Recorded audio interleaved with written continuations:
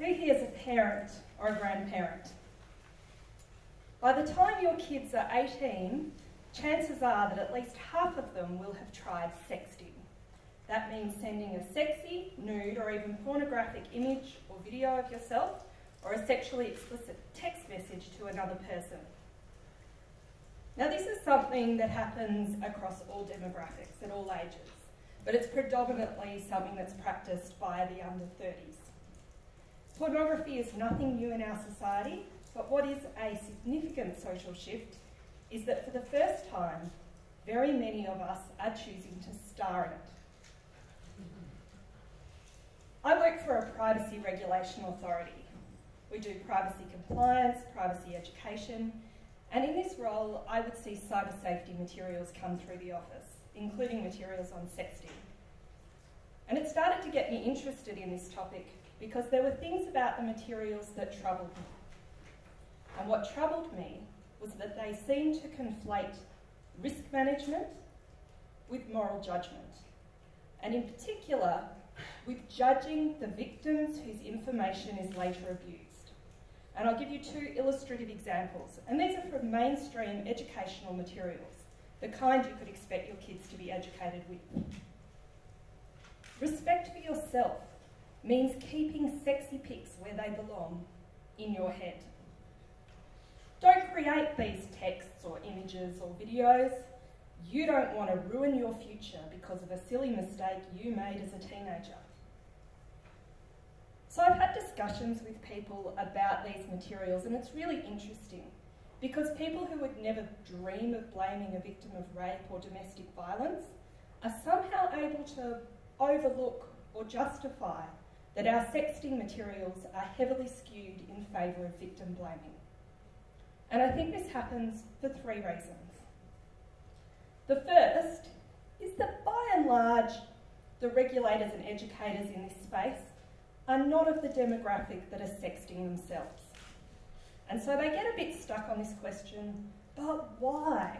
Why would anyone do this stupid thing? It carries these risks, what's the point? The second reason is that I think there's a general disquiet with the way people, particularly young people, are using their mobile devices. Where you look over and you see a bunch of young people who could be talking to each other and everyone's buried in their mobile phone, and you think, oh my God, how antisocial, what's happening to society? So then when they take a sexting photo, it's seen as the ultimate narcissistic selfie. And then revenge porn becomes a convenient cautionary tale for what happens when you spend too much time buried in your mobile device. And the third reason, and the one I think is most applicable, is that we just don't want our young people to get hurt. And the truth is that once those images go out there, they're almost impossible to get back. So what other real choice do we have other than advocating prohibition? If we have to get a little bit judgy in order to scare people into not doing it, well, so be it. Well, I think there are other ways of looking at this problem, and I think there are other choices we can make about how to handle it, and that's what I want to talk to you about today. And I really feel it's important to do this because the victim blaming approach carries its own problems. Revenge porn itself relies on people condemning others for sexting. It would have no power if we were not doing that.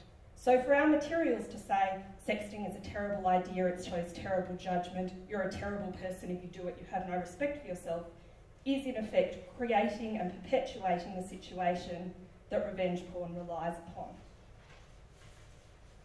And this has been quite serious. People have tried or actually succeeded in committing suicide as a result of the shame they've felt for having sexted once it was exposed through revenge porn.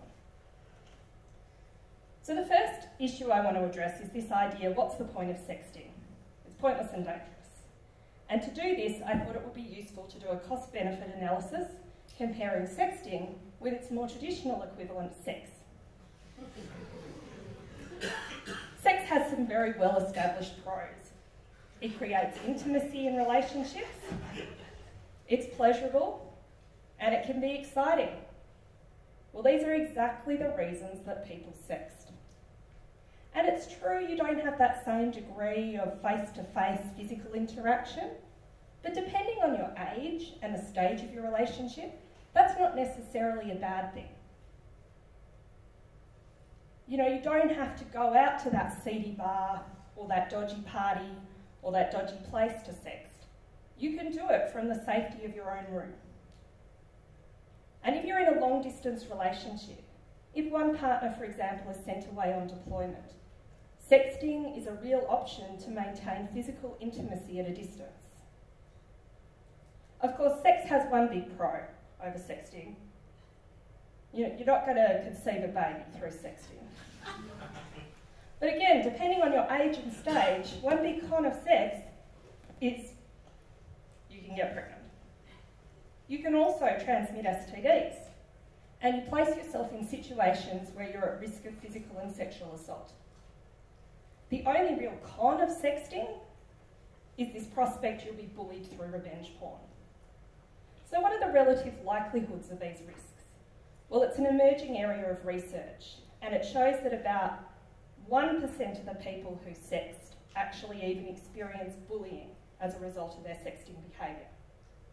By contrast, we don't have good data on unwanted pregnancies, but we can say there are about 15 per 1,000 teens each year in Australia giving birth. Some of those would be unwanted. That figure does not include terminations and miscarriages. In terms of STDs, 2% of Australian girls, teen girls, are diagnosed with new cases of chlamydia every year, and that's just one of the STDs. And 4% of Australian men and 17% of Australian women report having been the victim of a sexual assault since the age of 15. So when you look at these two activities, is our resistance to sexting really coming from a logical place, or is it coming from somewhere else? So the second issue I'd like to address is this idea that sexting is antisocial or narcissistic, and we're using our devices, and this is a problem, to live in this fake social world instead of having real social interactions. I think that's a misconception that some people have about social interaction online, that this isn't real friendships. These aren't real social interactions. They've shown that people who are lonely become less lonely as a result of having friendly interactions online. And in fact, when you interact with your online friends, your body releases oxytocin. This is the human bonding chemical. It's the chemical that gets released in your body when you have a hug, when you breastfeed a baby, when you have sex. It's the chemical that contributes to compassion and empathy. So these are very real benefits that people get from online relationships. And the idea that sexting is narcissistic sort of presumes that you're doing it for exhibitionist purposes. And it's true, people do try and present themselves well for sexting, but you would try and present yourself well in real life. It's just the communication medium that's different. So the third point is this idea that, well, we don't have any other real choice than prohibition. All that's well and good about those, good points about sexting, but I still wouldn't want to do it, and I don't want my young people to do it. And you can make that choice. But as a realistic choice, so many people out there are choosing to do it anyway, even though we're saying don't. And when you have a huge segment of society choosing to do something, like when we started hurtling down the road at 80 kilometres an hour in little steel boxes, we didn't just say, don't do that. We designed seatbelts and we designed road rules. And I think we need to move our concept from prohibition to safe sexting. So what are some things we could do to minimise the risks? Well, there are regulatory strategies. There's the idea of a revenge porn offence. But we can look at the flow-on effects of revenge porn, which is that people can be sacked from employment. We can make sure that discrimination laws cover discrimination for recorded sexual activity. We can look at the child pornography laws. At the moment, if you're a minor and you sext a photo of yourself, you are caught by the federal child pornography laws. That's punishable by imprisonment, and it can see you placed on the sex offender register. And you have to wonder what that does to deterrence or to the message you're sending to young people. But beyond regulation, there are other solutions.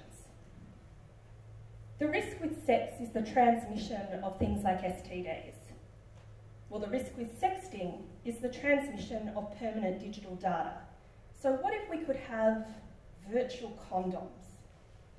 What if you could have a safe digital space where when you communicate, the data is not retained?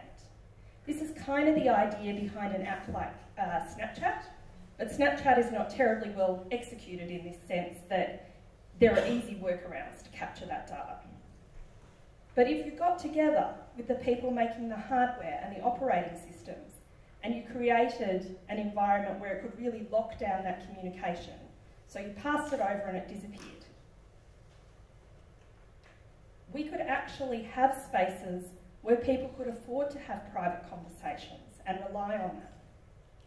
And in the event that data does get through, because no system is 100% foolproof, we can look at how people access revenge porn afterwards through the search engines.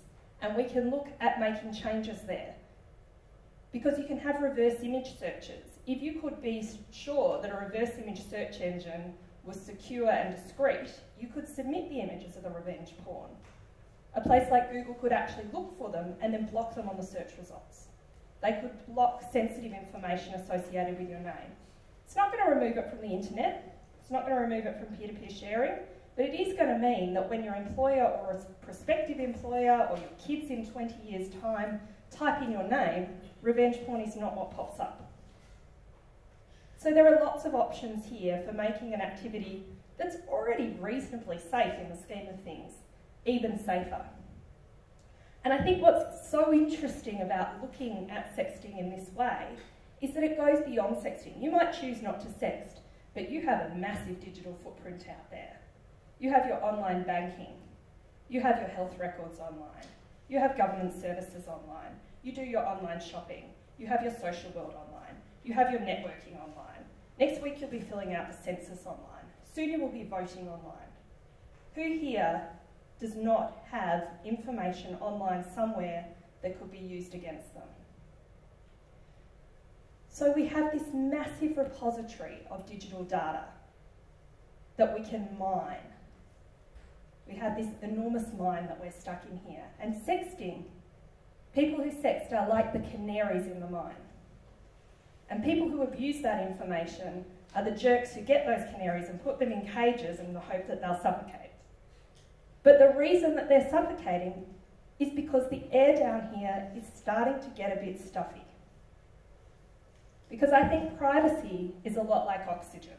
You don't quite realise what it does for you until it starts to run out. So we can look at this, we can blame the canaries, we can try and stop people putting them in cages, or we can say, hey guys, I think we've got a bit of a ventilation problem down here. Maybe we should fix that. Thank you.